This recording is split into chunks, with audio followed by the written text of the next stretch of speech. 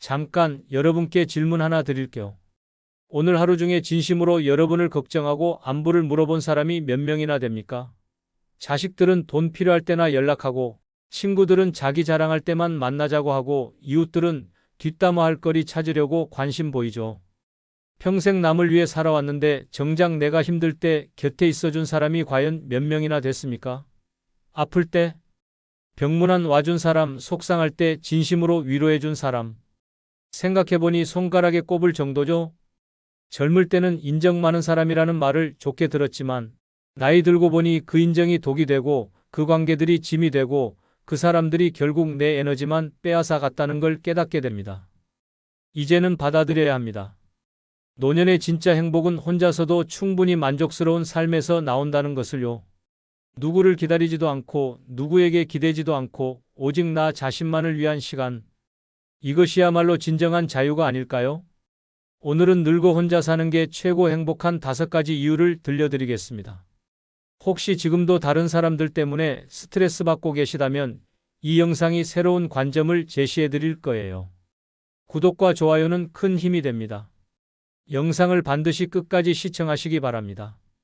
노년에 혼자 사는 게 최고 행복한 첫 번째 이유는 바로 타인의 삶에 휘둘리지 않아도 되기 때문입니다. 혹시 이런 갈등을 겪어보신 적 있나요? 자식들과는 요즘 세상을 모른다는 소리를 들으며 세대 갈등에 시달리고, 이웃들과는 사소한 일로 신경전을 벌이고, 친구들과도 이런저런 일로 마음이 상하는 그런 하루하루 말이에요. 더 구체적으로 말해볼까요?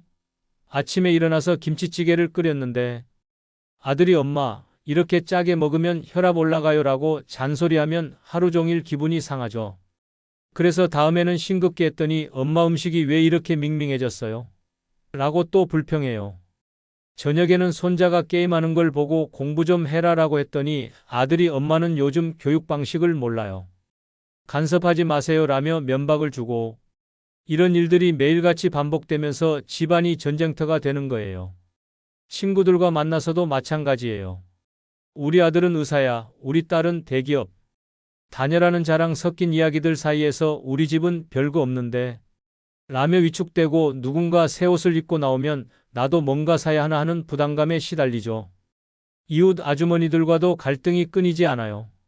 왜 집 앞에 화분을 그렇게 놔두세요? 빨래 넣을 때 물이 떨어져요라는 말들을 들으면 내가 뭘 잘못했나 싶어서 하루 종일 기분이 안 좋아져요. 왜 이런 갈등이 끊이지 않을까요? 각자 살아온 방식이 다르고 가치관이 다르고 생각하는 기준이 달라서 그래요. 내가 옳다고 생각하는 게 상대방에게는 틀린 것이고, 상대방이 당연하게 여기는 게 내게는 이해할 수 없는 일이 되는 거죠. 이런 갈등 속에서 살다 보면 매일이 스트레스입니다. 내가 뭘 잘못했나? 왜 나만 이해받지 못하나? 내 존재 가치가 뭔가, 이런 생각들로 머릿속이 복잡해져요. 특히 남편을 먼저 보내고 혼자가 된 상황에서는 이런 갈등이 더욱 견디기 힘들어요. 그나마 내 편이 되어주던 사람이 없으니까 모든 갈등을 혼자 감당해야 하거든요. 혼자 살면 이런 갈등 자체가 존재하지 않습니다.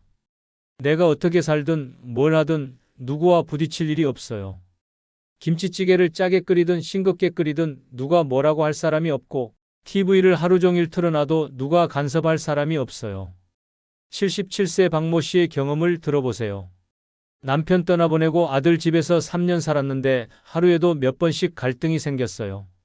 사소한 것부터 시작해서 큰 소리까지. 그때마다 가슴이 답답하고 잠도 제대로 못 잤거든요. 지금은 작은 원룸에서 혼자 살지만 그런 스트레스가 전혀 없어서 매일이 평온해요. 갈등이 없어지면 어떤 변화가 생길까요? 첫째, 혈압이 안정됩니다. 화가 나고 스트레스를 받으면 혈압이 올라가는데 갈등이 없으니까 자연스럽게 혈압이 정상 범위를 유지해요. 둘째, 잠을 깊게 잡니다. 밤에 누워서 오늘 왜 그렇게 말했을까? 내일은 또 뭘로 싸우게 될까? 이런 걱정 없이 편안하게 잠들 수 있어요. 셋째, 식욕이 정상화됩니다. 스트레스를 받으면 밥맛이 없어지거나 반대로 폭식하게 되는데 마음이 편하니까 규칙적이고 건강한 식사를 할 수 있어요. 넷째, 우울감이 사라집니다. 끊임없는 갈등 속에서는 나는 사랑받지 못하는 사람인가? 내가 잘못 살아온 건가? 이런 부정적 생각이 들기 마련인데 그런 상황 자체가 없어지니까 마음이 밝아져요. 더 중요한 건 자존감이 회복된다는 점이에요. 계속 비난받고 무시당하다 보면 내가 정말 문제 많은 사람인가 하는 자기 의심에 빠지게 되는데, 갈등이 사라지면서 내가 나쁜 사람이 아니었구나를 깨닫게 되거든요. 물론 가족과의 관계가 완전히 끊어진다는 뜻은 아니에요. 오히려 적당한 거리를 두고 만나니까 서로 더 소중하게 느끼고 만날 때마다 좋은 이야기만 하게 되죠. 두 번째 이유는 바로 인간관계에서 오는 피로감과 상처를 줄일 수 있기 때문입니다.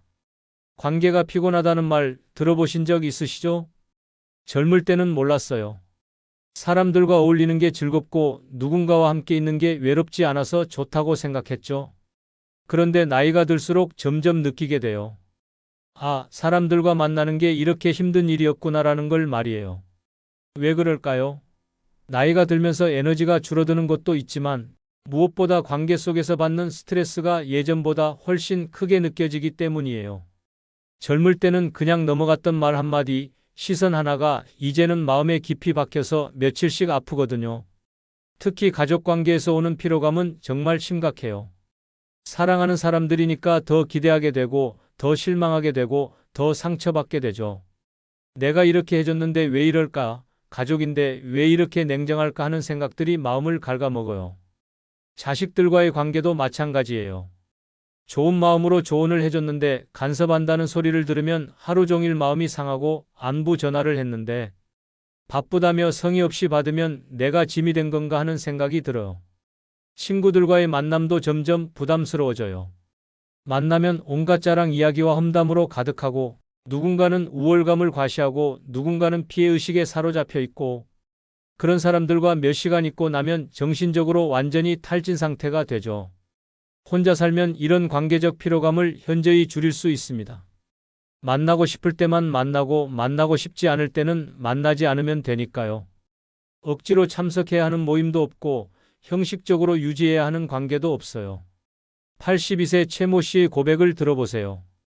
혼자 살기 전에는 일주일에 서너 번씩 누군가와 만났는데 만날 때마다 스트레스였어요. 집에 돌아와서는 오늘 또 왜 그런 말을 했을까? 저 사람이 나를 어떻게 생각할까 하며 혼자 되뇌곤 했죠. 지금은 정말 보고 싶은 사람하고만 만나니까 만남 자체가 즐거워졌어요. 관계의 선택권을 갖게 되면 질적으로 완전히 달라집니다.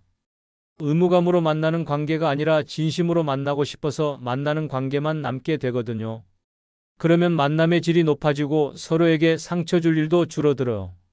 더 중요한 건 감정적 에너지의 보존입니다. 다른 사람들의 감정에 휘둘리지 않아도 되니까 내 감정을 내가 온전히 관리할 수 있어요. 누군가 화를 낸다고 해서 내가 덩달아 화날 필요도 없고 누군가 우울하다고 해서 내까지 우울해질 필요도 없어요. 관계에서 받는 상처도 현저히 줄어듭니다. 상처라는 건 기대와 현실의 차이에서 오는 거잖아요. 혼자 살면 다른 사람에 대한 기대 자체가 줄어들어.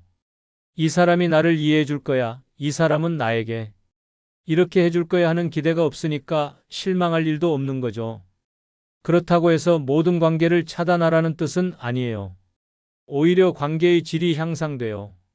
억지로 만나던 관계들이 정리되고 나면 정말 소중한 몇 명과는 더 깊고 의미 있는 관계를 유지할 수 있거든요. 스스로를 돌보는 시간도 늘어납니다. 다른 사람들 감정 케어하느라 소진됐던 에너지를 이제 온전히 나를 위해 쓸 수 있어요. 내가 뭘 좋아하는지, 뭘 할 때 행복한지 다시 발견할 수 있죠. 무엇보다 마음의 평화를 얻을 수 있어요. 복잡한 인간관계의 소용돌이에서 벗어나니까 내 마음이 고요해져요. 다른 사람들의 말과 행동에 일희일비하지 않고 내 내면의 소리에 집중할 수 있게 되는 거예요. 물론 처음에는 외로울 수 있어요. 그동안 관계의 피로감에 지쳐 있으면서도 막상 혼자가 되면 적적할 수 있거든요. 하지만 이런 외로움은 일시적이에요.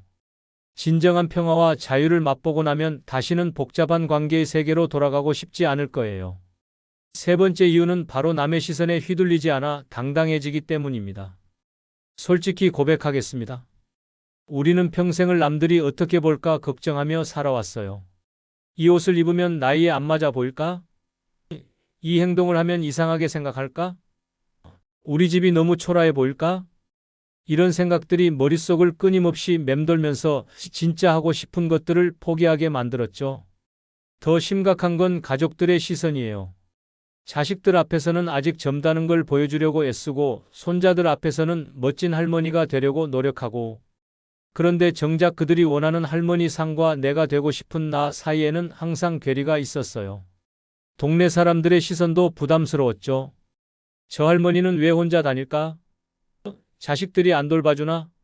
라는 소리를 들을까봐 괜히 외출을 자제하기도 하고, 혼자 식당에 들어가는 것도 부끄러워했어요. 혼자 살기 시작하면 이 모든 부담에서 해방됩니다. 왜냐하면 내 일상을 지켜보는 사람이 없으니까요. 아침에 일어나서 거울을 보며 오늘은 뭘 입을까? 고민할 때도 누가 뭐라고 할까? 걱정하지 않아도 되고, 밖에 나가서 뭘 하든 혹시 누가 볼까? 신경 쓰지 않아도 돼요.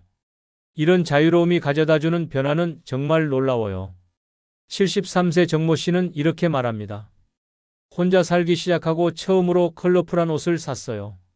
전에는 나이 들어서 무슨 빨간 옷이냐는 소리 들을까봐 검정, 회색, 베이지만 입었거든요. 지금은 핑크도 입고 노랑도 입어요.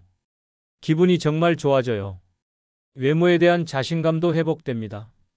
주름이 생기고 머리가 휘어지는 것도 자연스럽게 받아들일 수 있어요. 누군가 늙었다고 평가할 사람이 주변에 없으니까 나이 드는 것 자체를 부끄러워하지 않게 되거든요. 행동의 자유도도 완전히 달라집니다. 마트에서 카트를 끌고 천천히 구경해도 되고, 공원에서 혼자 벤치에 앉아 멍하니 있어도 돼요. 왜 혼자야? 불쌍해 보인다는 시선을 의식하지 않고 당당하게 내 시간을 보낼 수 있어요.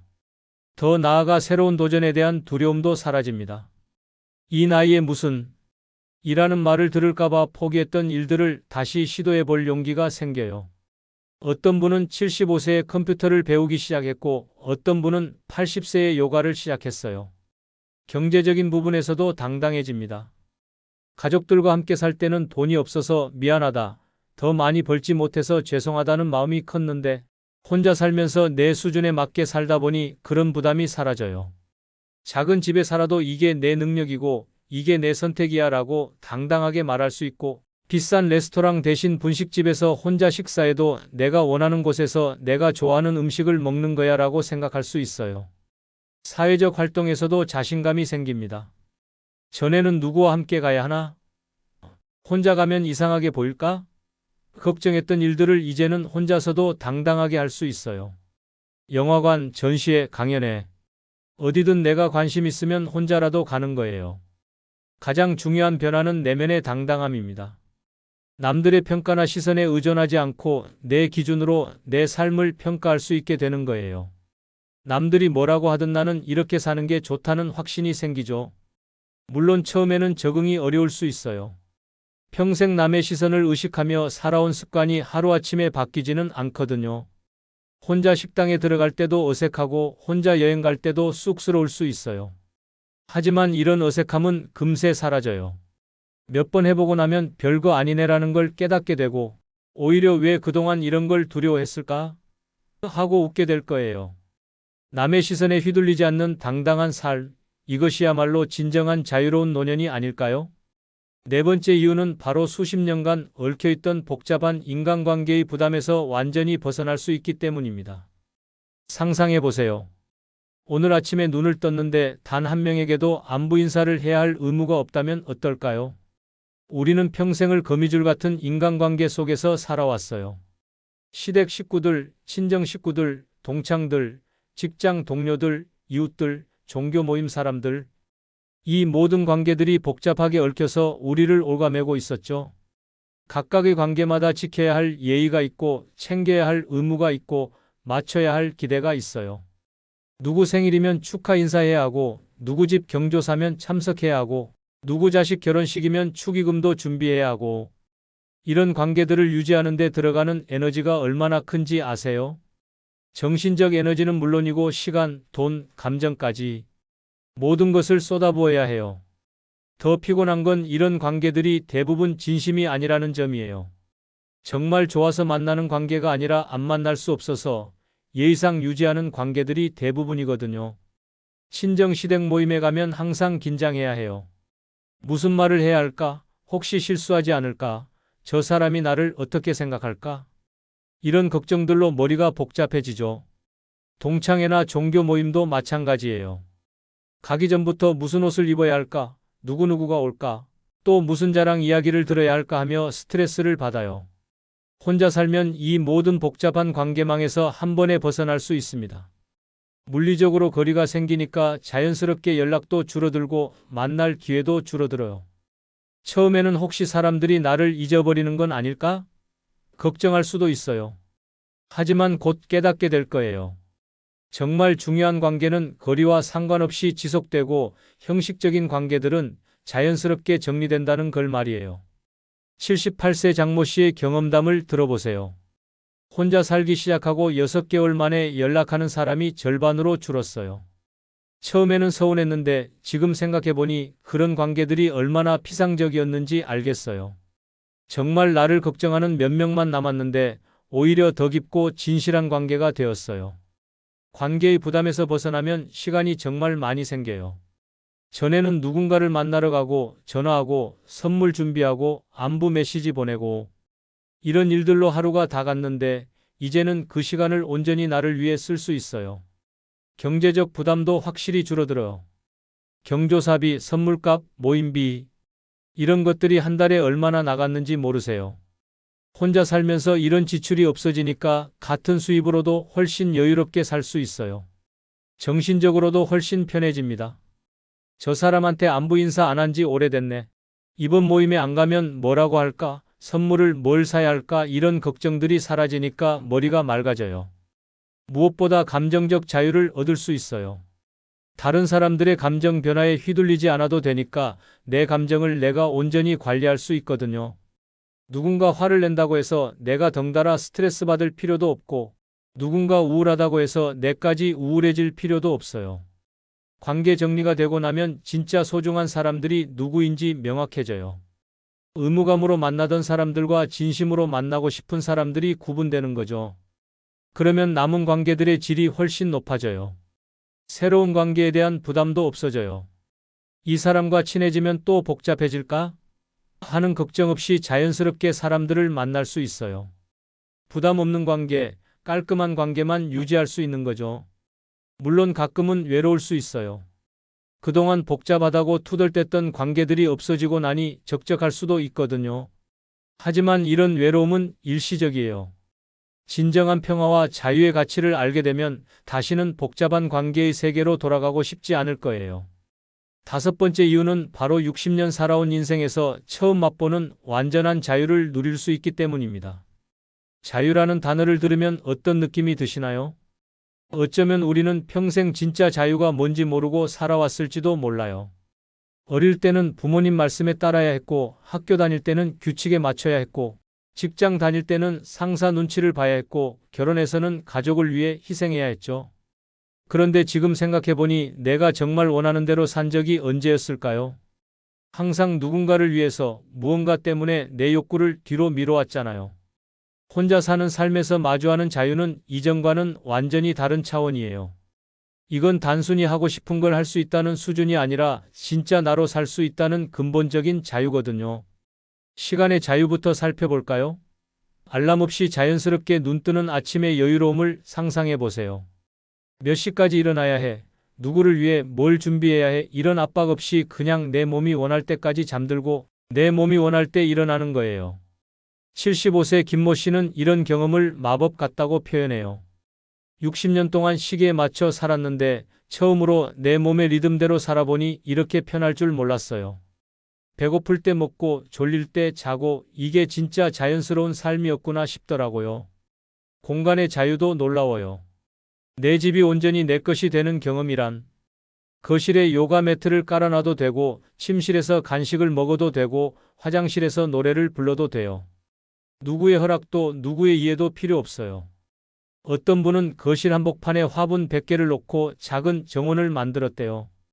가족들이 있었다면 길이 막힌다, 지저분하다 소리 들었을 텐데 지금은 아무도 뭐라고 할 사람이 없으니까 맘껏 취미생활을 즐기는 거죠. 선택의 자유는 또 어떤가요? TV 리모컨을 두고 실랑이 할 필요도 없고 저녁 메뉴를 놓고 고민할 필요도 없어요. 오늘은 드라마 몰아보기를 해도 되고 하루 종일 라면만 먹어도 되고 밤새 책을 읽어도 돼요. 정말 사소한 것들이지만 이런 선택의 자유가 주는 행복감은 어마어마해요. 내가 원하는 대로 할 수 있다는 것 자체가 주는 쾌감이 있거든요. 감정의 자유도 빼놓을 수 없어요. 더 이상 누군가의 기분에 맞춰 내 감정을 조절할 필요가 없어요. 슬프면 실컷 울어도 되고 기쁘면 혼자서라도 춤춰도 되고 화가 나면 베개에 대고 소리 질러도 돼요. 이런 감정의 자유가 얼마나 소중한지 몰라요. 평생을 참아야 해, 이해해야 해, 맞춰줘야 해라며 내 감정을 억누르고 살았는데 이제야 비로소 내 감정을 온전히 느끼고 표현할 수 있게 된 거예요. 더 나아가 존재의 자유까지 누릴 수 있어요. 누구의 아내, 누구의 어머니, 누구의 며느리가 아닌 그냥 나 자체로 존재할 수 있는 거예요. 다른 사람의 기대나 역할에 맞춰 연기할 필요 없이 있는 그대로의 나로 살 수 있어요. 이런 자유를 맛보고 나면 정말 놀라운 일이 생겨요. 잠들어 있던 창의성이 깨어나고 잊고 있던 꿈들이 되살아나고 진짜 내가 누구인지 발견하게 되는 거예요. 어떤 분은 70세에 시를 쓰기 시작했고 어떤 분은 75세에 그림을 그리기 시작했어요. 이런 재능이 있었나? 싶을 정도로 새로운 자신을 발견하는 거죠. 물론 처음에는 이런 자유가 어색할 수 있어요. 평생을 제약 속에서 살아온 사람이 갑자기 완전한 자유를 얻으면 이렇게 해도 되나? 하는 의문이 들 수 있거든요. 하지만 이런 의문도 금세 사라져요. 몇 번 자유를 만끽해보고 나면 이게 진짜 삶이었구나를 깨닫게 될 거예요. 문을 열고 나갔더니 통장 잔고가 13,000원이었습니다.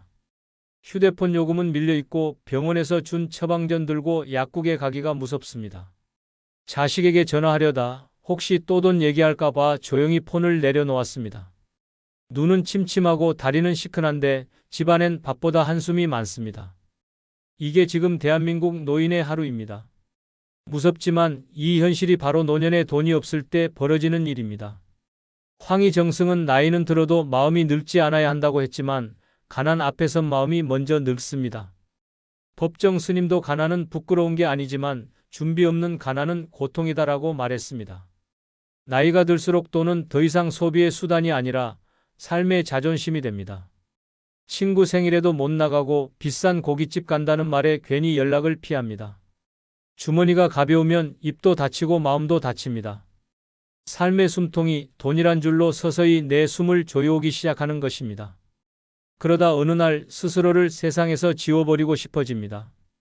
오늘 이 영상에서는 노년에 돈이 없을 때 왜 삶이 조용히 무너져 가는지 그 비참한 5가지 이유를 하나하나 알려드리겠습니다. 구독과 좋아요, 알림 설정 지금 눌러주시고 영상을 무조건 끝까지 시청하시기 바랍니다. 그래야 살아남을 수 있습니다. 노년에 돈이 없을 때 나를 숨조여오는 첫 번째는 친구들이 돈과 관련된 이야기를 할 때 조용히 듣기만 하게 되는 순간입니다. 처음엔 그냥 웃으며 넘깁니다. 이번에 어디 다녀왔다더라. 거기 펜션이 참 좋았다. 이번엔 좀 비쌌지만 그래도 힐링이 되더라. 다들 돌아가며 한마디씩 이야기꽃을 피우는데 나는 괜히 입을 꾹 다뭅니다. 말끝마다 돈이 섞여 있다는 걸 그들은 모릅니다. 아니 어쩌면 알지만 아무렇지 않게 말하는지도 모릅니다. 그때부터 가슴 한쪽이 쿡쿡 쑤십니다. 속으로 말합니다. 나도 가고 싶었는데, 나도 예전엔 그런 얘기 했었는데, 지금은 그냥 듣는 것만으로도 벅차다. 사람은 이상하게도 마음이 허전하면 입도 다치고 표정도 굳어집니다. 이야기엔 섞이지 못하고 웃음도 어색해지고 자꾸만 자리를 피하고 싶어집니다.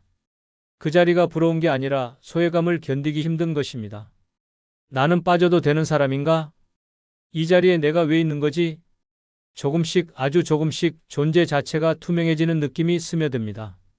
무서운 건 이런 장면이 한 번이 아니라는 겁니다. 주말엔 어디서 밥을 먹었다.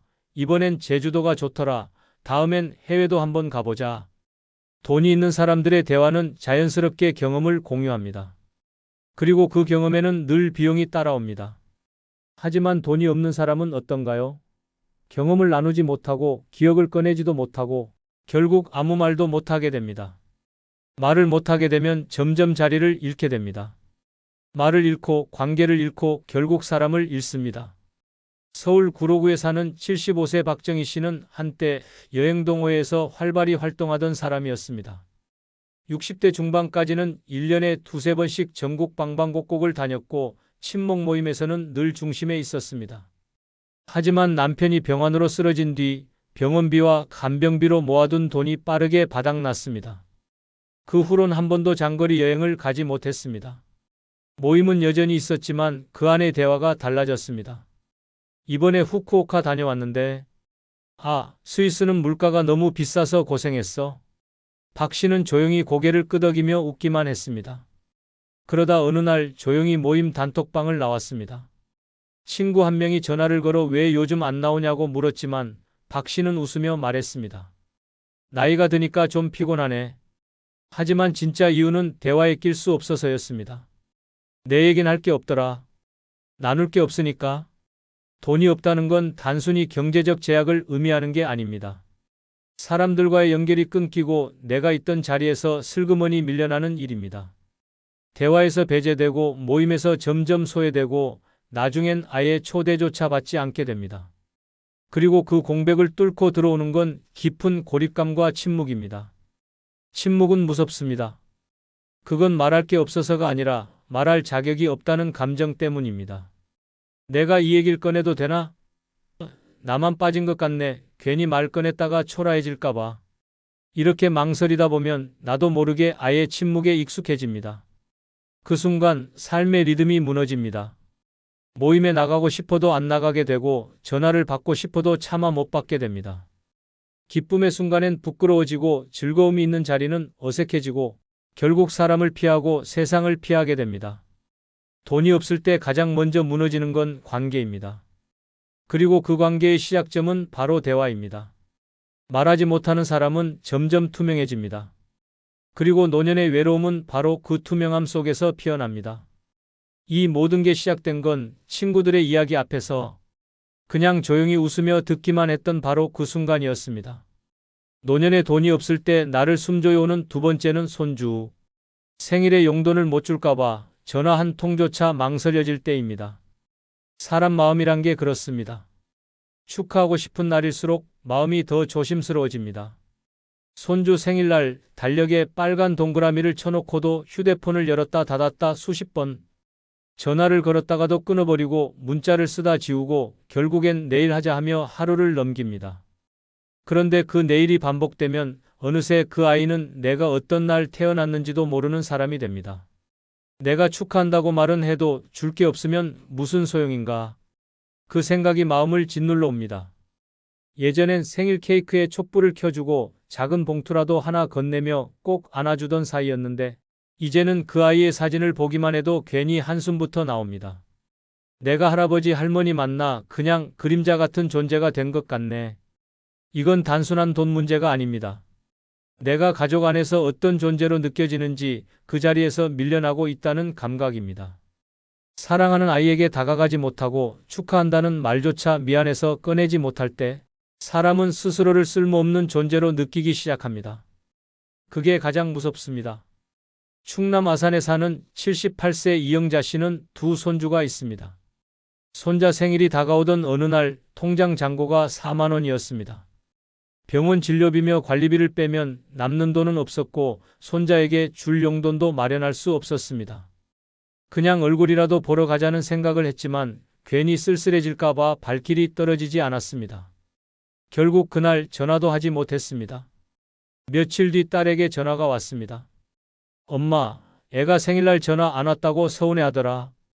그 말을 듣고 이 씨는 처음으로 휴대폰 앞에서 울었습니다.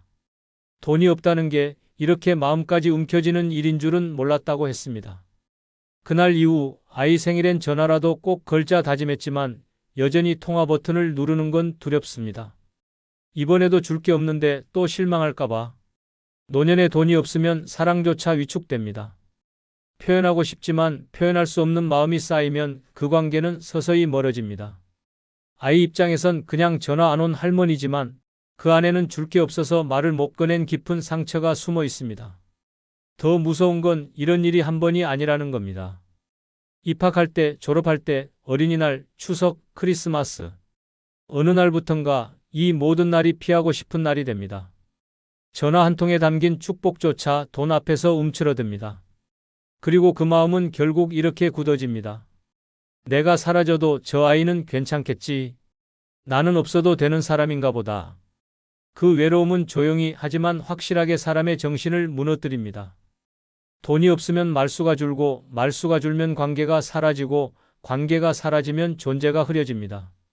그리고 그 시작은 생일 축하한다는 한마디조차 망설이게 되는 그 순간입니다. 그저 용돈이 없어 전화를 못 걸었다고요? 아닙니다. 그건 사랑하고 있음에도 다가가지 못하는 가장 안타깝고 아픈 마음의 표현입니다. 그리고 그 아픔은 노인의 하루를 가장 조용하게, 가장 깊이 조여옵니다.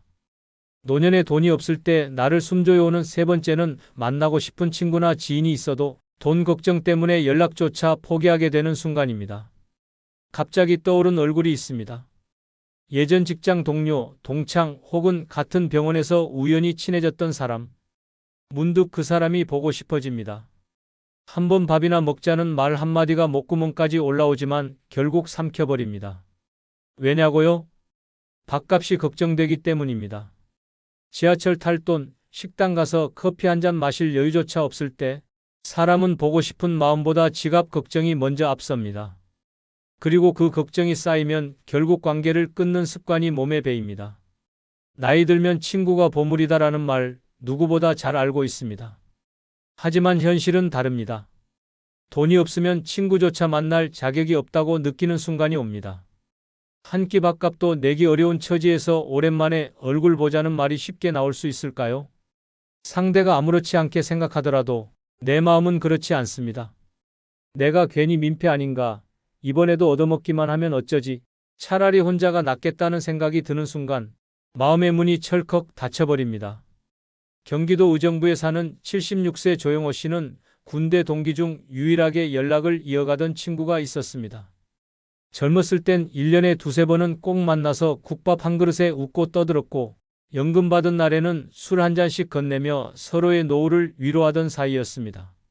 하지만 어느 해부터 조 씨는 먼저 연락을 하지 않기 시작했습니다. 애들이 등록금 문제로 힘들다며 연금을 중단했고 병원비도 계속 나가면서 지갑이 얇아졌습니다. 그러다 친구에게 연락이 왔습니다. 야, 우리 올해는 얼굴 한번 보자. 그 말에 조 씨는 이렇게 대답했습니다. 나 요즘 좀 바쁘다. 건강이 별로 안 좋아서. 그건 거짓말이었습니다. 바쁜 것도 아니고 아픈 것도 아니었습니다. 그냥 지갑이 비었기 때문입니다. 그 후론 연락도 안 왔습니다. 그리고 조 씨는 그 친구가 몇 달 뒤 갑자기 세상을 떠났다는 소식을 들었습니다. 내가 한 번만 연락했어도. 그 말이 머릿속에서 수없이 반복되었지만 이미 너무 늦었습니다. 돈이 없다는 건 단지 소비를 못하는 게 아니라 인연을 포기하게 만드는 힘입니다. 보고 싶은 사람을 못 만나고 그리운 사람과의 거리를 일부러 두게 만들고 결국 외로움이라는 거대한 벽 속에 스스로를 가두게 됩니다. 젊었을 땐 돈 없어도 만나자고 말합니다. 하지만 나이 들면 말은 달라도 현실은 냉정해집니다. 밥값, 차비, 커피 한 잔까지도 신경 써야 하는 나이에 그냥 만나자는 말은 부담이고 고통입니다. 그리고 사람은 그런 고통을 피하려고 사람을 멀리하게 됩니다. 이게 반복되면 어떻게 될까요? 생일에도 조용히 지나가고 명절에도 연락 한 통 없고 나 없이도 다들 잘 지내겠지라는 자조가 마음을 집어삼킵니다. 그 순간 존재감은 사라지고 나는 단지 기억 속에만 남는 사람으로 퇴장당하게 됩니다. 돈이 없어서 친구를 못 만나는 게 아닙니다. 돈이 없다는 사실이 나를 작고 보잘것없는 존재로 만들기 때문입니다. 그래서 연락을 못하고 그래서 자꾸만 숨고 결국 보고 싶은 사람에게조차 잊혀지는 겁니다. 보고 싶다고 말하고 싶고 만나고 싶다고 표현하고 싶은데 지갑 사정이 그 모든 감정을 막아섭니다. 그때부터 노년의 외로움은 관계 단절이 아니라 마음 단절로 시작됩니다. 그리고 그 단절은 조용히 나를 무너뜨립니다. 그 시작이 바로 오늘은 그냥 참고 다음에 연락하자 하는 그 순간입니다. 노년에 돈이 없을 때 나를 숨조여오는 네 번째는 친구와 밥을 먹어도 여행을 가도 머릿속엔 오로지 돈 계산만 할 때입니다. 웃고 있지만 웃는 게 아닙니다. 식당 문을 열고 들어서는 순간 눈은 메뉴판 가격부터 흡습니다. 김치찌개가 13,000원이야? 차라리 순댓국 시킬까? 주문을 마친 뒤에도 계산 걱정이 머릿속을 떠나지 않습니다. 식사 자리에선 친구의 얘기에 고개를 끄덕이지만 마음속은 전혀 다른 셈법으로 바쁩니다. 오늘 내가 계산할 차례였던가? 이번에도 얻어먹는 건가? 그런 생각이 계속 맴돕니다. 사람들과 함께 있어도 속으론 혼자입니다.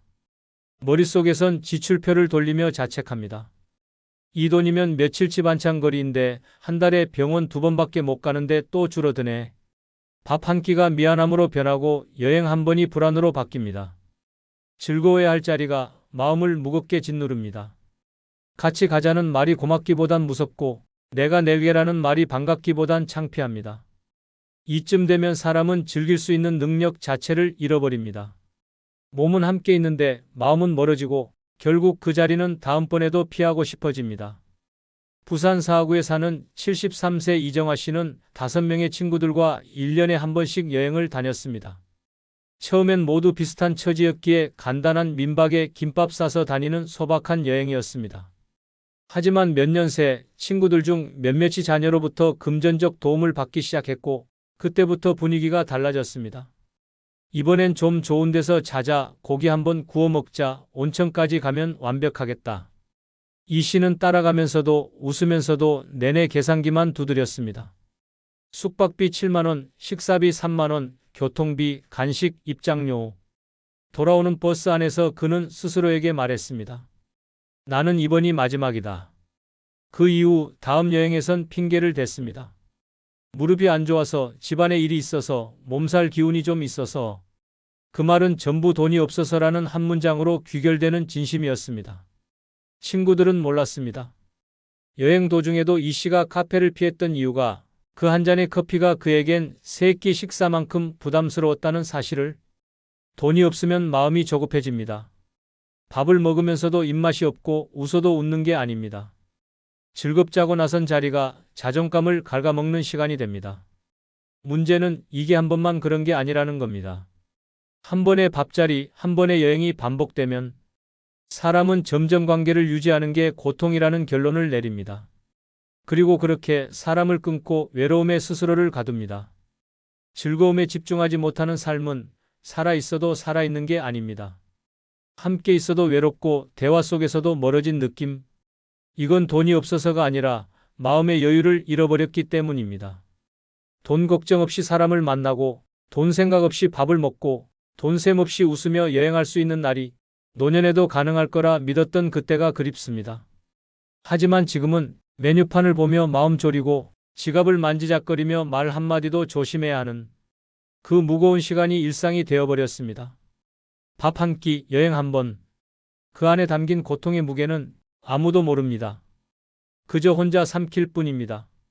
노년에 돈이 없을 때 나를 숨조여오는 5번째는 삶이 그저 하루를 버티는 일처럼 느껴질 때입니다. 아침에 눈을 뜨고도 일어나지 않습니다. 일어나야 할 이유가 없기 때문입니다. 식사 준비, 어제 반찬 그대로, 외출, 돈 들 일, 병원, 진료비가 부담이라 그냥 참습니다. 텔레비전을 틀어놓고 가만히 누워있다가 어느새 해가 지고 밤이 되고 다시 아침이 옵니다. 그 하루가 또 시작되었다는 사실에 피로부터 몰려옵니다. 젊을 때는 하루가 희망이었습니다. 무언가 할 수 있다는 기대, 갈 곳이 있다는 활력, 누군가와 통화하며 웃을 수 있는 시간. 하지만 지금은 다릅니다. 하루하루가 끝나기만을 기다리는 고역처럼 느껴집니다. 이유는 단 하나. 돈이 없기 때문입니다. 돈이 없으면 선택권이 없습니다. 먹고 싶은 걸 사 먹지 못하고 보고 싶은 곳에도 갈 수 없고 심지어 전기세 아끼려 불도 최소한으로 켜둡니다. 그런 삶에 어떤 기대가 남겠습니까? 문제는 그 감정이 하루, 이틀이 아니라는 겁니다. 한 달, 2달 시간이 쌓일수록 사람은 자신이 세상에서 잊힌 존재처럼 느껴지기 시작합니다. 그리고 그 순간부터 삶은 사는 것이 아니라 버티는 것으로 변합니다. 전라남도 광양에 사는 79세 최문규 씨는 스스로를 사람 아닌 존재라고 말했습니다. 5년 전 부인과 사별한 뒤 혼자 살며 기초연금으로만 생활하고 있습니다. 하루 일과는 단순합니다. 오전 10시에 일어나 고구마 하나로 끼니를 때우고 TV를 보다 졸고 오후엔 시장에 다녀오고 저녁에는 라디오를 듣다 잠듭니다.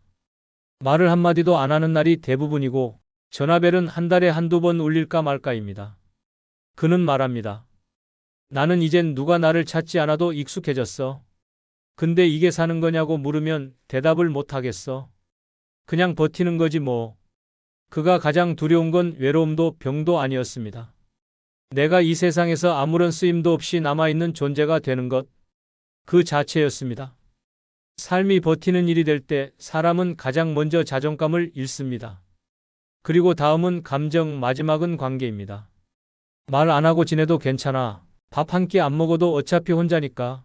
죽어도 아무도 모를 텐데. 이런 말들이 무심하게 입에서 흘러나올 때 그 삶은 이미 심리적으로 무너지고 있는 상태입니다. 돈이 없다는 건 단지 불편한 게 아닙니다. 삶을 밀어내고 기쁨을 제거하고 존재의 이유를 지워가는 과정입니다. 그리고 그렇게 지워지는 과정은 누구에게도 보이지 않습니다. 혼자서 견디고 혼자서 삼키고 결국엔 아무도 모르게 조용히 무너집니다. 지금도 많은 노인들이 나는 괜찮아라며 말합니다. 하지만 그 속엔 누구에게도 짐이 되고 싶지 않아서라는 말 못할 체념이 숨어 있습니다. 그리고 그 체념은 어느새 일상화되어 하루하루를 견디는 삶이라는 무거운 틀로 굳어져 갑니다. 그것이 노년에 돈이 없을 때 가장 깊고 조용하게 목을 조여오는 다섯 번째 고통입니다. 앤드류 카네기는 노년에 가난하다는 것은 젊어서 잘못 살았다는 증거다라고 말했습니다. 벤자민 프랭클린도 젊을 때 전략하지 않으면 늙어서 비굴하게 살아야 한다고 경고했습니다. 노년에 돈이 없으면 마음부터 무너지고 관계는 멀어지고 결국 삶은 견디는 것으로 변합니다. 하지만 지금부터라도 늦지 않았습니다. 큰 돈이 아닌 작은 돈을 꾸준히 쌓는 습관이 노년을 바꿉니다. 하루 1,000원이라도 목적 있게 모으고 무조건 통장을 분리하며 정기적 지출을 기록하는 것만으로도 삶은 달라집니다. 가장 중요한 건 남을 위해 모으는 돈이 아닌 나를 위해 쓰는 돈을 따로 만들어야 한다는 점입니다. 자식 걱정보다 내 노후가 먼저입니다. 작은 준비가 내 노년의 숨통을 지켜줄 유일한 길입니다. 화내는 사람 때문에 스트레스 받지 마세요. 상대방이 화를 낸다고 해서 여러분까지 기분 나빠할 필요는 없습니다. 중요한 것은 올바른 대처법을 아는 것입니다. 많은 분들이 상대방이 화를 내면 당황해서 엉뚱한 반응을 보이거나 아예 피해버리는데 이는 근본적인 해결책이 아닙니다. 화내는 사람을 다루는 데는 분명한 원칙과 방법이 있습니다. 감정에 휘둘리지 말고 냉정하게 상황을 파악하여 적절한 대응을 하면 됩니다. 이번 영상에서는 즉시 대처할 수 있는 4가지 구체적인 방법을 알려드리겠습니다. 이론적인 설명보다는 실제 상황에서 바로 써먹을 수 있는 실용적인 기술들입니다. 이 방법들만 제대로 익히면 앞으로는 누가 화를 내든 당황하지 않고 차분하게 대처할 수 있을 것입니다. 구독, 좋아요, 알림 설정 꾹 눌러주시고 주변의 소중한 분들에게 공유해 주시기 바랍니다. 욱하고 화 잘 내는 사람에게 현명한 첫 번째 대처법은 공감과 이해를 표현하는 것입니다. 나이가 들수록 주변 사람들과의 관계에서 서로를 이해하는 것이 얼마나 중요한지 더욱 깨닫게 됩니다.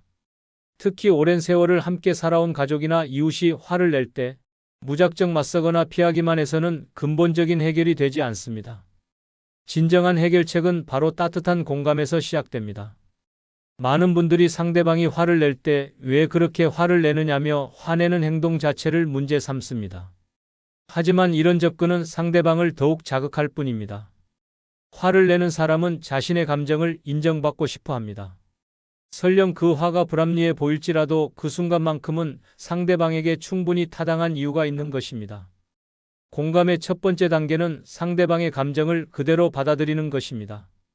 정말 속상하셨겠어요? 라는 말 한마디가 상대방의 마음을 얼마나 편안하게 만들 수 있는지 모릅니다. 이때 중요한 것은 진심으로 그렇게 생각해야 한다는 것입니다.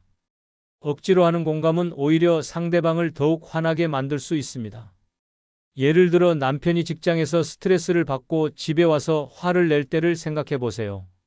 오늘 하루 정말 힘드셨겠어요? 라고 말하면서 어깨를 살짝 토닥여주는 것만으로도 상황은 완전히 달라집니다. 남편은 자신의 고생을 알아주는 아내가 있다는 것에 위안을 받고 화도 자연스럽게 가라앉게 됩니다.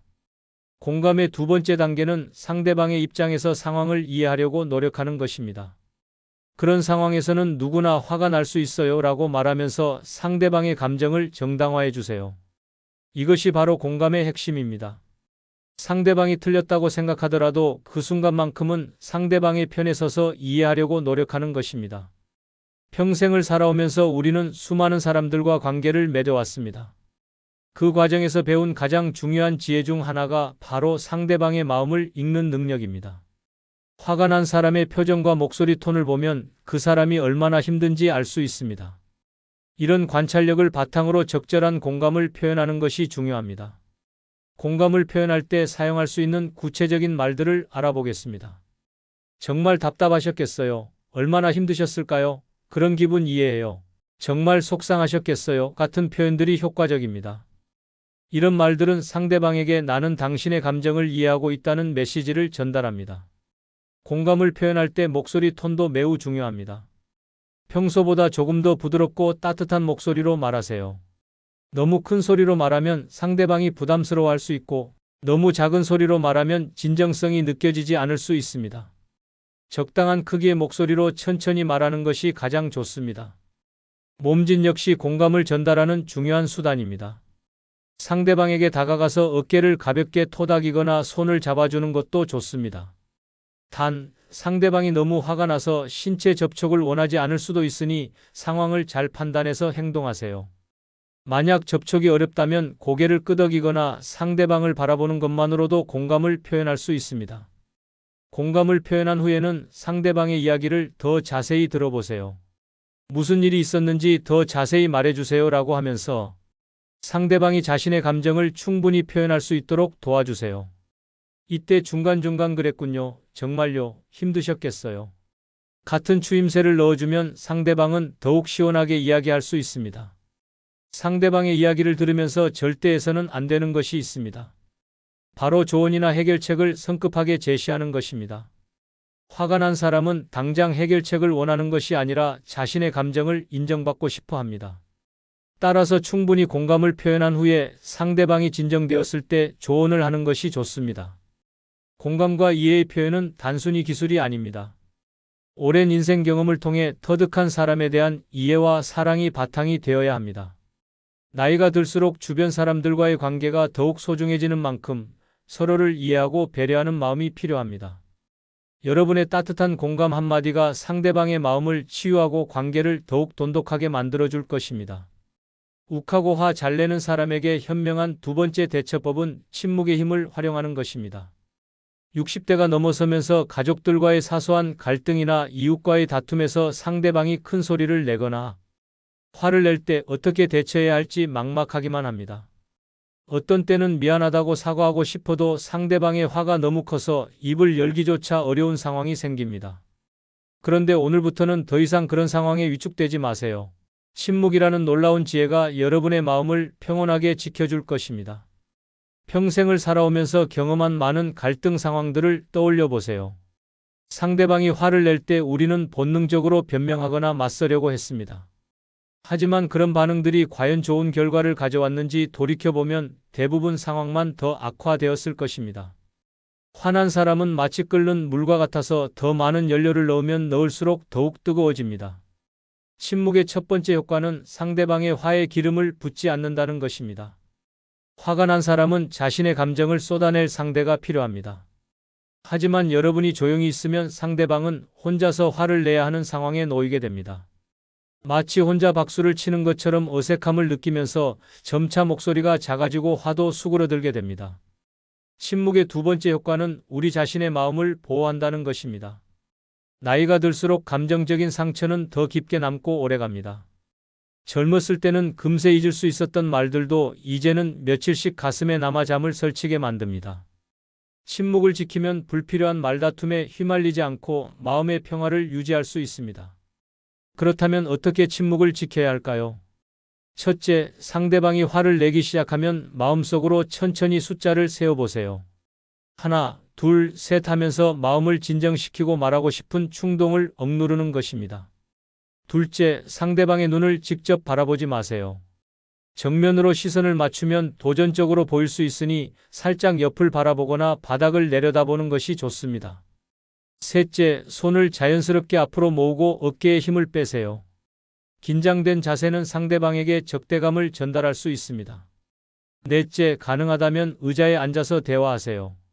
서 있는 자세보다 앉아 있는 자세가 더 안정적이고 평화로운 느낌을 줍니다.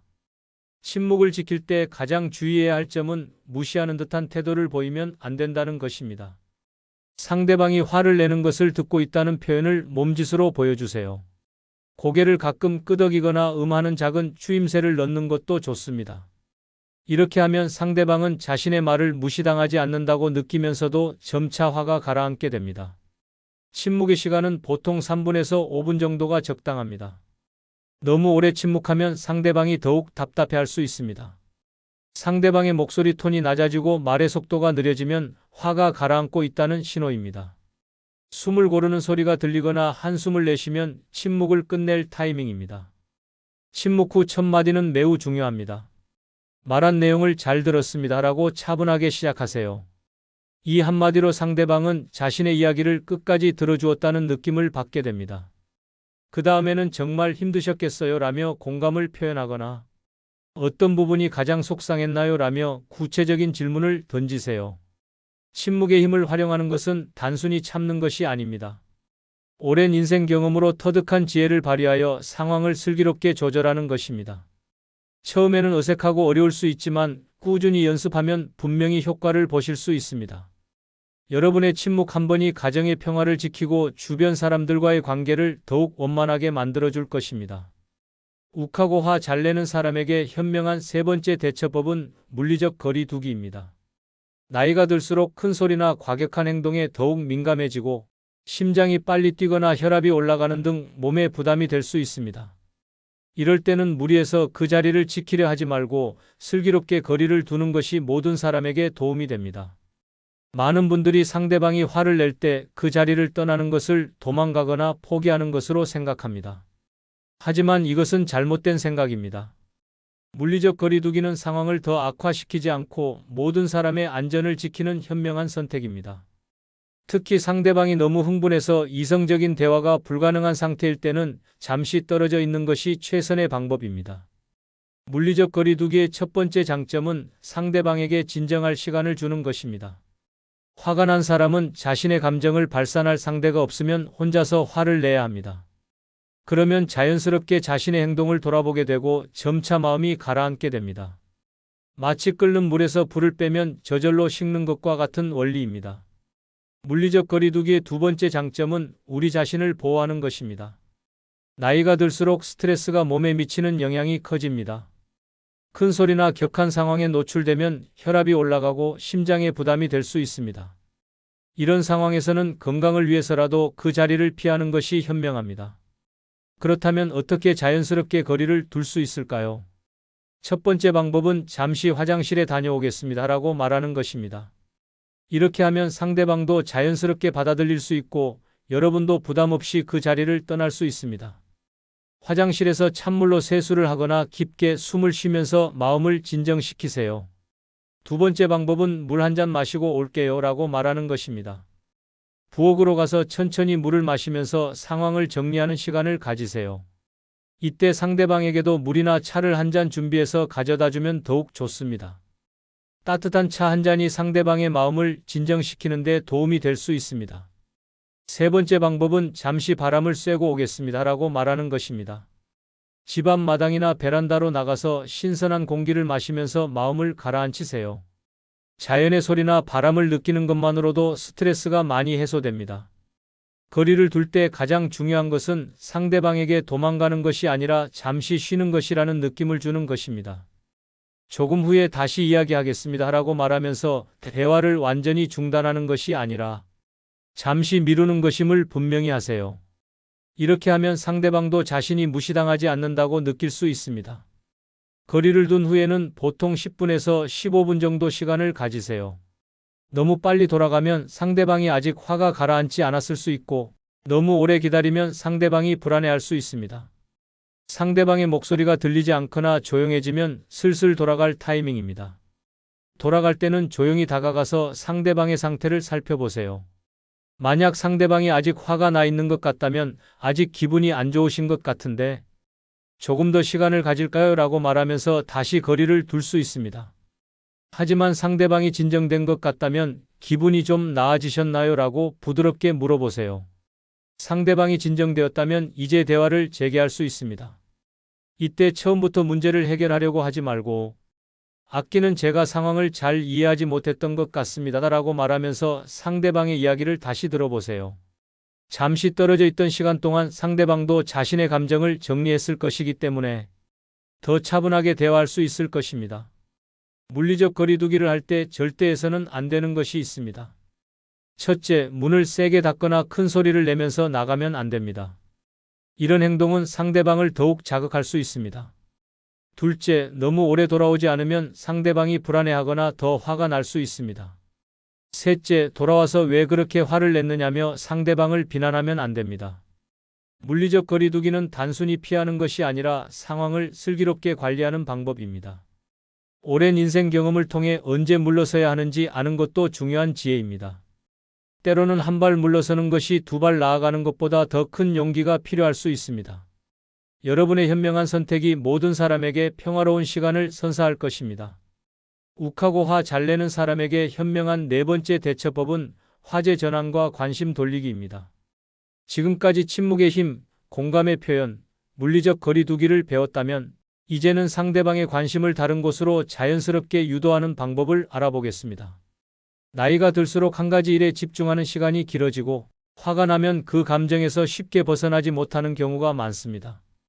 이럴 때 적절한 화제 전환은 마치 맑은 바람이 흐린 하늘을 걷어내는 것처럼 상황을 완전히 바꿔놓을 수 있습니다. 많은 분들이 상대방이 화를 낼 때 그 문제에만 계속 매달리려고 합니다. 하지만 때로는 그 문제에서 벗어나서 완전히 다른 이야기를 하는 것이 더 효과적일 수 있습니다. 특히 사소한 일로 화를 내는 경우라면 화제를 전환하는 것만으로도 상황이 완전히 달라질 수 있습니다. 화제 전환의 첫 번째 원칙은 자연스러워야 한다는 것입니다. 갑작스럽게 전혀 다른 이야기를 꺼내면 상대방이 이상하게 생각할 수 있습니다. 따라서 현재 상황과 어느 정도 연관성이 있는 주제로 서서히 옮겨가는 것이 중요합니다. 예를 들어 남편이 집안일 때문에 화를 내고 있다면, 그런데 오늘 마트에서 당신이 좋아하는 사과를 샀는데 정말 달고 맛있어 보이더라고요 라고 말하면서 자연스럽게 음식 이야기로 넘어갈 수 있습니다. 이렇게 하면 상대방의 관심이 화가 난 문제에서 맛있는 음식으로 옮겨가게 됩니다. 화제 전환의 두 번째 원칙은 상대방이 관심을 가질 만한 주제를 선택하는 것입니다. 오랜 세월을 함께 살아온 가족이라면 서로의 관심사를 잘 알고 있을 것입니다. 남편이 운동을 좋아한다면 스포츠 이야기를, 드라마를 좋아한다면 요즘 인기 있는 프로그램 이야기를 꺼내보세요. 그런데 어제 뉴스에서 봤는데 요즘 우리 동네에 새로운 산책로가 생겼다고 하더라고요. 날씨도 좋은데 함께 한번 가볼까요? 라고 말하면서 산책 이야기로 넘어가는 것도 좋은 방법입니다. 이렇게 하면 상대방의 관심이 화가 난 문제에서 즐거운 활동으로 옮겨가게 됩니다. 손자, 손녀 이야기도 매우 효과적인 화제 전환 수단입니다. 그런데 우리 손자가 어제 전화해서 하는 말이 정말 웃겼어요 라고 시작하면서 아이들의 귀여운 행동이나 말을 소개해 보세요. 대부분의 할머니, 할아버지들은 손자, 손녀 이야기만 나와도 얼굴이 밝아지고 화도 금세 가라앉습니다. 화제 전환을 할 때 사용할 수 있는 구체적인 표현들을 알아보겠습니다. 그런데 말이에요. 아, 맞다. 참 그러고 보니 어제 생각난 건데. 같은 표현으로 자연스럽게 시작할 수 있습니다. 이런 표현들은 갑작스러운 느낌을 주지 않으면서도 새로운 주제로 넘어갈 수 있게 도와줍니다. 음식 이야기는 언제나 좋은 화제 전환 소재입니다. 오늘 저녁에 당신이 좋아하는 된장찌개 끓여드릴게요 라고 말하거나 이웃집에서 맛있는 김치를 나눠줬는데 함께 드실래요? 라고 하면서 식사 준비를 제안하는 것도 효과적입니다. 음식은 사람의 기분을 좋게 만들고 화를 가라앉히는 데 도움이 됩니다. 날씨나 계절 이야기도 좋은 화제입니다. 오늘 정말 날씨가 좋네요. 빨래가 잘 마를 것 같아요 라고 말하거나 벌써 봄이 왔는데 올해는 꽃 구경 어디로 갈까요? 라고 하면서 계절의 변화나 앞으로의 계획에 대해 이야기할 수 있습니다. 건강 이야기도 나이가 든 분들에게는 관심사입니다. 요즘 무릎이 어떠세요? 병원에서 뭐라고 하던가요? 라고 물어보거나 오늘 아침에 건강 프로그램에서 좋은 정보를 봤는데 함께 들어보실래요? 라고 제안하는 것도 좋습니다. 이웃이나 친구들의 안부를 묻는 것도 효과적인 화제 전환 방법입니다. 그런데 옆집 김씨 할머니는 요즘 어떻게 지내시나요? 라고 물어보거나 오래된 친구분께 안부 전화라도 드려볼까요? 라고 제안하면서 주변 사람들에 대한 이야기로 넘어갈 수 있습니다. 과거의 좋은 추억을 떠올리게 하는 것도 훌륭한 방법입니다. 예전에 우리가 함께 갔던 여행지가 생각나네요 라고 말하거나 결혼 초기에 살던 집 근처가 요즘 많이 변했다고 하더라고요 라고 하면서 즐거웠던 옛날 이야기로 화제를 돌릴 수 있습니다. 화제 전환을 할 때 주의해야 할 점들이 있습니다. 첫째, 너무 억지스럽게 하면 안 됩니다. 상대방이 아직 화가 많이 난 상태에서 갑자기 다른 이야기를 꺼내면 지금 무슨 소리를 하는 거냐며 더 화를 낼 수 있습니다. 따라서 상대방의 화가 어느 정도 가라앉았을 때 시도하는 것이 좋습니다. 둘째, 상대방이 관심 없어 하는 주제는 피해야 합니다. 아무리 좋은 의도라도 상대방이 싫어하는 이야기를 꺼내면 오히려 역효과가 날 수 있습니다. 평소에 상대방의 관심사를 잘 파악해두는 것이 중요합니다. 셋째, 화제를 전환한 후에는 그 주제에 충분히 집중해야 합니다. 대충 화제만 바꾸고 다시 원래 문제로 돌아가면 상대방이 기분 나빠할 수 있습니다. 새로운 주제에 대해 진심으로 관심을 보이고 대화를 이어가세요. 화제 전환이 성공하면 상대방의 표정이 밝아지고 목소리 톤도 부드러워집니다. 이때가 바로 관계를 회복할 수 있는 좋은 기회입니다.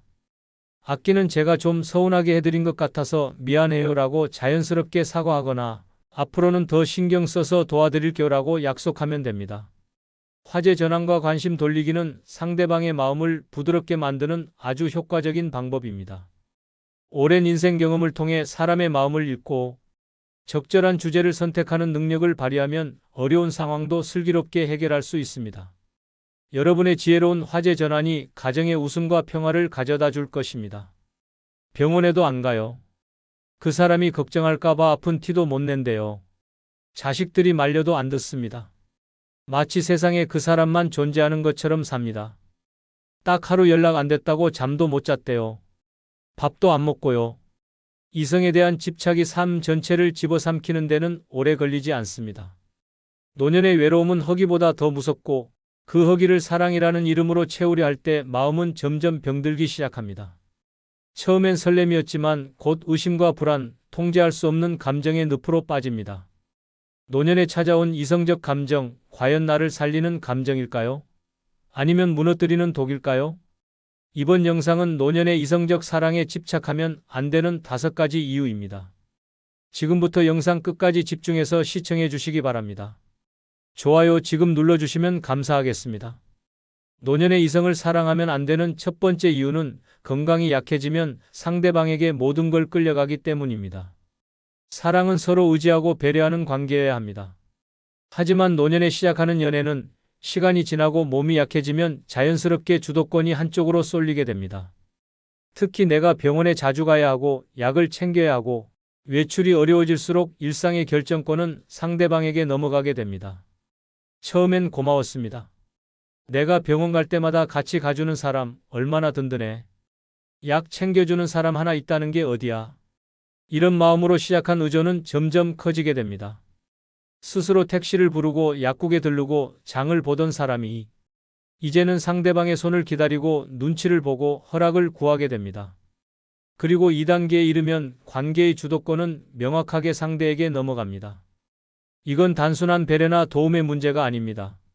내가 약하니까 당신이 대신 해줘라는 구조는 결국 당신이 결정하는 대로 따를게요 라는 순종으로 변질되기 마련입니다. 식사 시간도 외출 여부도 심지어 어떤 옷을 입을지도 상대의 기준에 맞추게 됩니다. 그러다 보면 내가 원해서 하는 일이 하나도 남지 않게 됩니다. 그리고 슬픈 건 그런 삶이 익숙해질수록 내가 뭘 원하는지조차 잊게 된다는 점입니다. 처음엔 내 몸이 아파서 상대에게 부탁했던 일들이 어느 순간부터는 당연한 일이 되어버리고 내 감정과 의견은 점점 사라지게 됩니다. 건강이 무너지면서 감정의 중심도, 결정의 중심도, 삶의 중심도 나에게서 멀어져 갑니다. 충청남도 천안에 사는 79세 문정희 씨 역시 그런 과정을 겪었습니다. 관절염과 고혈압으로 일상이 불편해졌을 무렵 요가 모임에서 알게 된 남성과 연애를 시작하게 됐습니다. 처음엔 정희 씨가 다정하게 챙김을 받는 입장이었고 그 역시 자상하게 그녀를 도왔습니다. 그러나 점점 그 남성은 그녀의 하루 일정을 모두 조율하기 시작했습니다. 병원 진료 시간도 약 복용 시간도 친구와의 약속도 모두 내가 다 알아서 할게라는 말 아래 통제되기 시작했습니다. 문제는 정희 씨가 말없이 그 방식에 순응해가면서 생겼습니다. 어느 날은 친구와 점심 약속이 있다고 하자 몸도 안 좋은 사람이 뭘 그렇게 돌아다니냐고 타박을 들었고, 또 하루는 기분이 가라앉아 병원 대신 집에서 쉬고 싶다고 하자 내가 당신을 위해 얼마나 애쓰는데 그 정도도 못 맞춰주냐고 언성을 높였습니다. 그 말을 듣는 순간 정희 씨는 자신이 연인이 아니라 관리 대상이 되어버렸다는 사실을 깨달았습니다. 딸과의 통화 도중 딸이 엄마는 요즘 뭐가 제일 하고 싶어? 라고 물었을 때 정희 씨는 그 말에 아무 대답도 하지 못하고 눈물만 흘렸습니다. 너무 오랜 시간 그 사람 기준의 삶을 살다 보니 정작 자신이 원하는 걸 떠올리는 것조차 버거웠던 것입니다. 결국 정희 씨는 관계를 정리했습니다. 힘들었지만 다시 스스로 병원 일정을 잡고 시장에 나가 반찬거리를 고르고 공원 벤치에 혼자 앉아 하늘을 보는 그 평범한 시간이 예전보다 훨씬 자유롭고 편안하다는 걸 깨달았습니다. 그녀는 말했습니다. 사랑받는 기분은 좋았지만 내가 사라지는 기분은 더 괴로웠어요. 몸이 약해졌다고 감정까지 빼앗겨선 안 돼요.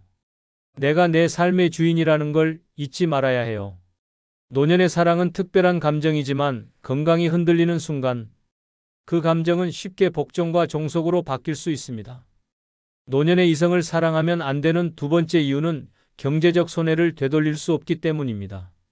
젊었을 때는 잘못된 선택을 해도 다시 시작할 시간이 있습니다. 하지만 노년엔 그렇지 않습니다. 한번 무너지면 다시는 회복할 수 없는 것, 그게 바로 돈입니다. 그래서 노후의 사랑이 무서운 이유는 감정보다 돈이 먼저 흔들린다는 데 있습니다. 처음엔 단순한 식사 한 끼, 작은 선물 하나였습니다. 하지만 감정이 깊어질수록 혹시 이 사람 힘든 건 아닐까? 내가 조금 도와주는 게 맞지 않을까? 라는 생각이 스며듭니다. 그 순간부터 지갑이 열립니다. 병원비를 대신 내주고 생활비를 도와주고 때론 신용카드를 함께 쓰기도 합니다. 심지어 내 집에 살게 해주고 공동명의로 바꾸자는 제안도 망설임 없이 받아들입니다. 왜냐고요? 이 사람은 나를 정말 사랑하니까라는 믿음 때문입니다. 하지만 그 믿음은 아주 작은 틈 하나만 생겨도 무너지는 모래성에 불과합니다. 더 큰 문제는 그 돈을 잃고 나면 어디에도 기대할 곳이 없다는 점입니다. 자식들에게 말하기 부끄럽고 주변 사람들에게 창피해서 숨깁니다. 그러다 어느 순간 통장 잔고가 바닥나고 병원비도 걱정해야 하며 신용불량자 신세가 되는 경우도 있습니다. 그때 깨닫습니다. 나는 돈이 아니라 감정을 줬다고 생각했는데 저 사람은 처음부터 돈만 받았던 거였구나. 이후에는 돌이킬 수 없습니다. 왜냐하면 노년엔 다시 일어나 돈을 벌 시간도 체력도 없기 때문입니다. 사랑이 돈을 초월한다고 말하지만 현실의 사랑은 돈에 기대 살아갑니다. 경제적으로 여유가 있을 때만 느긋한 사랑이 가능하고 돈이 떨어지는 순간부터 그 사랑은 책임이 되고 짐이 됩니다. 상대방이 떠나는 순간 남는 건 잔고가 텅 빈 통장과 텅 빈 마음뿐입니다. 가장 안타까운 점은 이 모든 일이 사랑이라는 이름으로 벌어졌다는 사실입니다. 전라남도 순천에 사는 72세 이명자 씨는 남편과 사별한 후 지인의 소개로 한 남성을 만났습니다. 그 남성은 자식과 연락도 끊기고 건강도 좋지 않다며 명자 씨에게 하소연을 자주 했습니다. 처음엔 안쓰러운 마음에 약값을 몇 번 대신 내줬고 병원 갈 때 함께 동행하기도 했습니다. 그가 카드값이 밀렸다고 하자 명자 씨는 자신의 카드를 내주며 이 정도는 도와줄 수 있지라고 생각했습니다. 문제는 그때부터였습니다.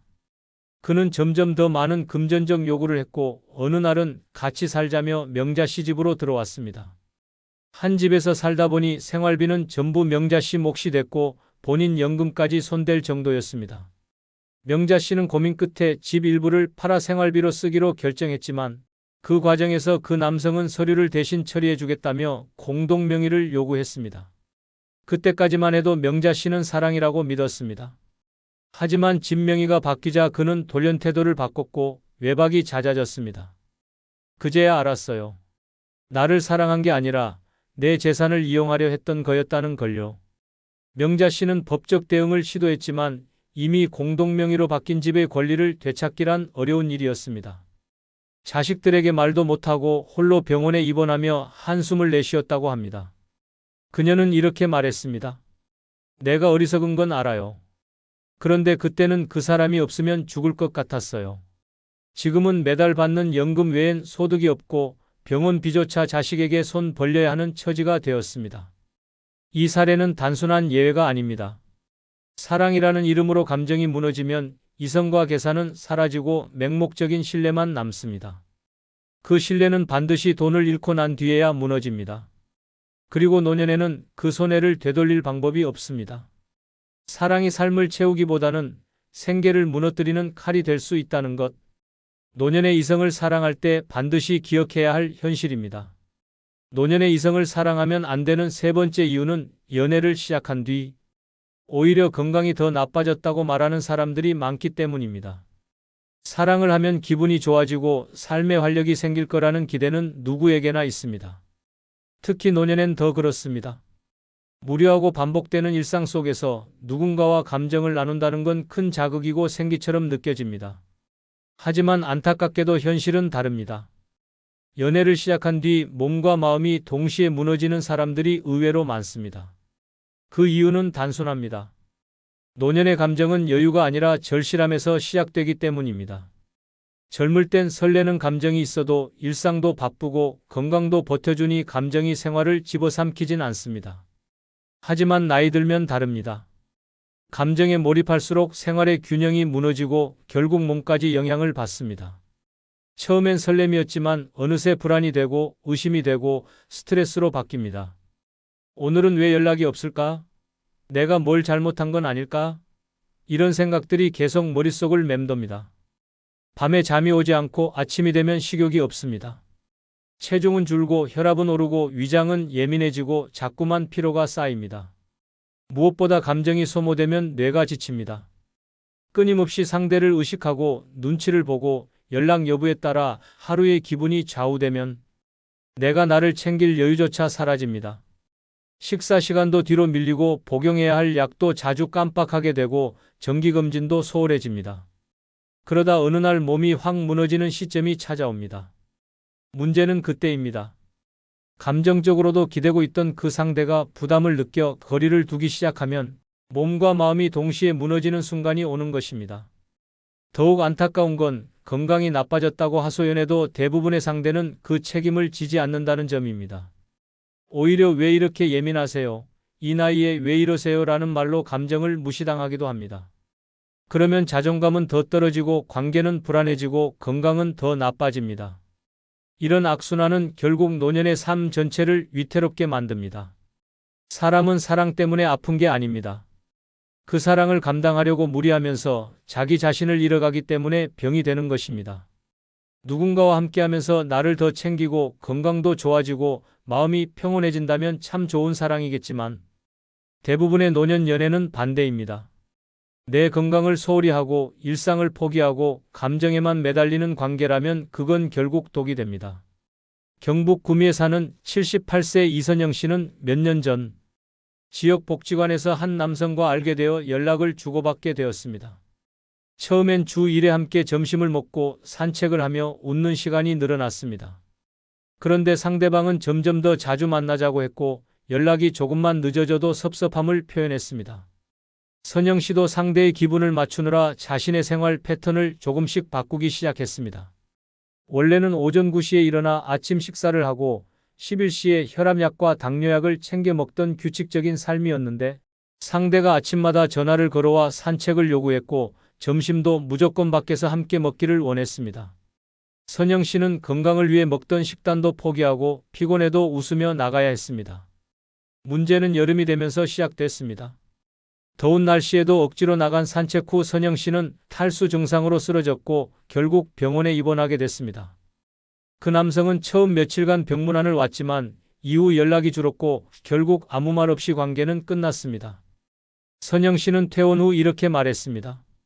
그 사람을 좋아했던 건 맞지만 그 감정 때문에 내가 나를 돌보지 않게 된 게 문제였어요. 누군가를 만나며 웃기도 했지만 결국 병원에 누워 있으니 아무 의미가 없더라고요. 지금 선영 씨는 다시 혼자서 조용한 일상을 살고 있습니다. 가끔 외롭기도 하지만 규칙적으로 식사하고 산책하며 마음 편한 건강이 얼마나 소중한지를 다시 깨달았다고 합니다. 그녀는 덧붙였습니다. 다시 연애하라고 해도 안 해요. 감정보다 중요한 게 내 몸이라는 걸 뼈저리게 느꼈거든요. 노년의 건강은 돌이킬 수 없습니다. 사랑이 내 몸을 무너지게 만든다면 그것은 결코 아름다운 감정이 아닙니다. 노년에 진짜 필요한 건 나를 아끼는 감정이지 나를 갉아먹는 사랑이 아닙니다. 노년의 이성을 사랑하면 안 되는 네 번째 이유는 자기 자존심까지 꺾어가며 맞춰야 할 일이 많기 때문입니다. 사랑이란 본래 서로를 배려하고 존중하는 관계입니다. 하지만 노년의 사랑은 종종 그 균형이 무너지기 쉽습니다. 특히 외로움이 깊을수록 상대를 잃지 않기 위해 나를 너무 많이 내주게 됩니다. 그때부터 사랑은 더 이상 평등한 감정이 아니라 한쪽이 무릎 꿇고 한쪽을 바라보는 구도가 되어버립니다. 처음에는 사소한 양보였습니다. 이 사람은 이 시간이 좋다니까 내가 맞춰야지. 저렇게 말해도 기분 나빠하지 말자. 나이가 들어서 그런 거겠지. 하지만 그 사소한 인내가 쌓이면 어느새 나도 모르게 나 자신의 기준과 삶을 포기하게 됩니다. 점심 약속도 통화 시간도 대화 주제조차 모두 상대 위주로 맞추다 보면 나는 사라지고 그 사람에게 맞춰진 나만 남습니다. 그리고 이 관계를 유지하기 위해 자존심까지 꺾게 되는 날이 옵니다. 무시당하는 말을 들어도 참습니다. 괜히 투정을 부려도 넘깁니다. 심지어 속이 상해도 표정 하나 바꾸지 않으려고 애씁니다. 왜냐고요? 이 사람마저 떠나면 나는 정말 아무도 없다는 두려움 때문입니다. 노년에 이런 감정을 품기 시작하면 관계는 결코 건강할 수 없습니다. 누군가에게 끊임없이 맞춰야 유지되는 관계라면 그것은 사랑이 아니라 감정의 종속입니다. 자존심은 나를 지탱하는 마지막 줄입니다. 그 줄을 끊어가며 이어가는 사랑은 결코 오래가지 못합니다. 오히려 어느 순간 상대가 그 마음을 당연하게 여기기 시작하면서 관계는 점점 더 일방적으로 기울고 나는 점점 더 작아지고 결국 자존감마저 잃게 됩니다. 게다가 자존심을 꺾는다는 건 단순한 태도의 문제가 아닙니다. 그 순간부터 내 건강, 일상, 인간관계 전반에 영향을 미칩니다. 하고 싶은 말을 삼키고 속마음을 감추고 늘 상대 기분을 먼저 생각하다 보면 내 감정은 말라갑니다. 몸은 점점 피곤해지고 마음은 텅 비어가며 나는 내가 아닌 채로 살아가게 됩니다. 전북 전주의 75세 이지선 씨는 남편과 사별한 뒤 같은 교회에 다니던 남성과 가까워졌습니다. 처음엔 조심스러웠지만 상대가 적극적으로 다가오며 지선 씨는 마음을 열었습니다. 하지만 만남이 깊어질수록 상대는 점점 지시적인 태도를 보이기 시작했습니다. 그 옷은 너무 튄다. 이런 나이에 품위 있게 입어야지. 친구들 모임은 그만 나가. 나랑 시간 보내는 게 먼저 아니야? 지선 씨는 처음엔 그저 조언이라 생각하고 웃어넘겼습니다. 하지만 어느 순간부터 자신이 하는 모든 행동이 상대의 기준에 맞춰지기 시작했습니다. 문제는 그 남성이 그녀의 말버릇이나 취미까지 하나하나 간섭하기 시작하면서 터졌습니다. 하루는 지선 씨가 친구들과의 찻집 모임에서 30분 늦게 돌아오자 그는 어디서 뭘 하고 다녔길래 연락도 없냐며 소리를 질렀습니다. 그 말에 지선 씨는 순간 얼어붙었고 이후 다시는 친구들을 만나지 않았습니다. 그때부터입니다. 입을 닫고 웃음을 잃고 자꾸만 체하고 밤마다 가슴이 답답해지는 증상이 찾아온 게 지선 씨는 병원에서 스트레스성 위염과 고혈압 초기 진단을 받았습니다. 의사는 그녀에게 무리한 감정 소모와 억눌림이 원인이라고 했습니다. 그 말을 들은 날 지선 씨는 큰 결심을 했습니다. 그날로 연락을 끊고 다시 혼자의 삶으로 돌아갔습니다. 시간이 지나자 몸은 조금씩 회복됐고 잃었던 표정과 말투도 돌아오기 시작했습니다. 지선 씨는 이렇게 말했습니다. 그 사람을 잃은 게 아니라 나를 다시 찾은 거예요. 내가 얼마나 나를 잃고 살았는지 그제야 알겠더라고요. 자존심을 꺾는 사랑은 사랑이 아닙니다. 내가 나를 잃어가며 유지하는 관계는 언젠가 반드시 깨집니다. 노년의 사랑은 따뜻하고 편안해야 합니다. 서로의 마음을 존중하지 못하는 관계라면 차라리 혼자가 낫습니다. 진짜 외로움은 사람이 없는 게 아니라 내 안의 나까지 없어진 그 순간부터 시작됩니다. 노년의 이성을 사랑하면 안 되는 다섯 번째 이유는 노년의 사랑은 외로움을 더 키우는 착각이기 때문입니다. 사람은 누구나 외롭습니다. 특히 노년이 되면 그 외로움은 깊어집니다. 자식은 바쁘고 친구는 줄어들고 일상은 반복되는 침묵뿐입니다. 그 틈을 비집고 들어오는 따뜻한 말 한마디, 친절한 손길은 마치 운명처럼 느껴집니다. 처음엔 설렘이었습니다. 누군가가 나를 걱정해주고 전화 한 통에 웃음 짓는 날들이 찾아왔습니다. 하지만 그 감정은 곧 통제가 되지 않는 집착으로 변하기 시작했습니다. 오늘은 왜 먼저 연락이 없을까? 혹시 다른 사람과 있는 건 아닐까? 이런 불안은 점점 깊어지고 감정은 내 마음의 균형을 무너뜨립니다. 하루가 상대방 중심으로 재편되고 내 일상은 사라집니다. 스스로 식사 챙기던 사람도 병원 예약하던 사람도 어느 순간 그 사람 없이는 아무것도 못하게 됩니다.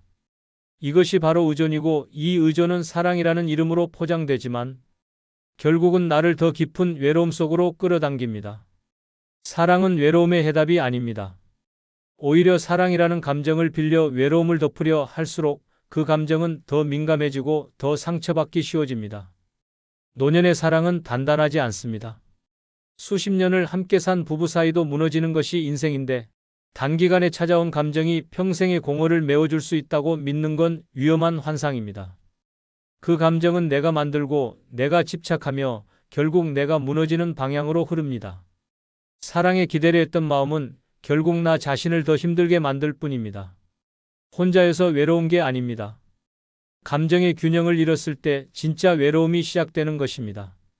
서울 동작구에 사는 74세 박춘자 씨는 남편과 사별한 뒤 오랜 시간 혼자 살았습니다. 평소에는 자주 산책을 다니고 주민센터 문화 강좌도 들으며 조용히 하루하루를 보내고 있었습니다. 그러던 어느 날 같은 강좌를 듣던 한 남성과 우연히 점심을 함께 먹게 되었고 이후 두 사람은 자연스럽게 연락을 주고받기 시작했습니다. 처음엔 기분이 좋았습니다.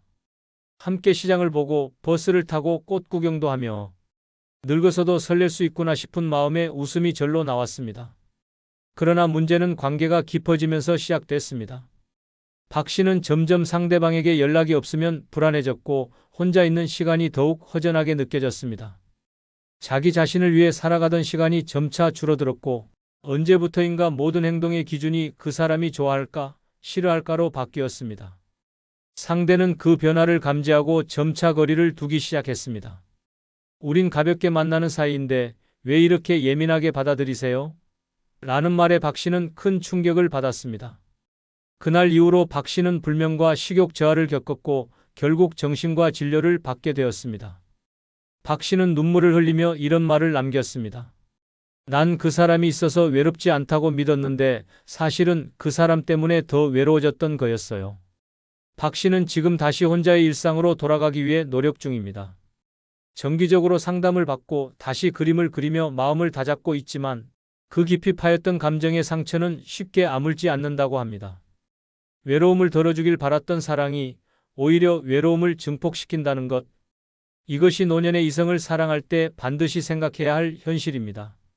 사랑은 삶을 채우는 힘이 될 수도 있지만 그 감정의 방향을 잘못 잡으면 그 어떤 외로움보다 더 큰 상처로 돌아옵니다. 박춘자 씨의 이야기처럼 말입니다.